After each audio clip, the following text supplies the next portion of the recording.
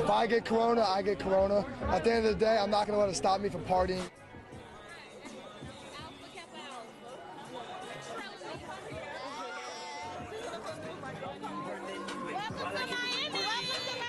We've been waiting for Miami spring break for a while. About 2 months we've had this trip planned. Like, it's really messing up with my spring break. This virus ain't that serious. It's serious. It's more serious things out there like hunger and poverty, and we need to address that.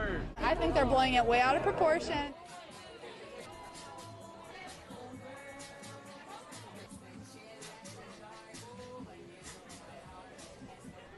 We hear every night of people who are not in work, moving that time into bars and other areas of large gatherings.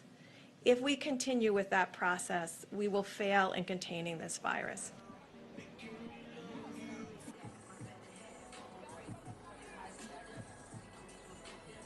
I have friends that work at hospitals, and they're kind of telling me, and I'm like, oof, like it's just getting bad. Probably should have stayed home.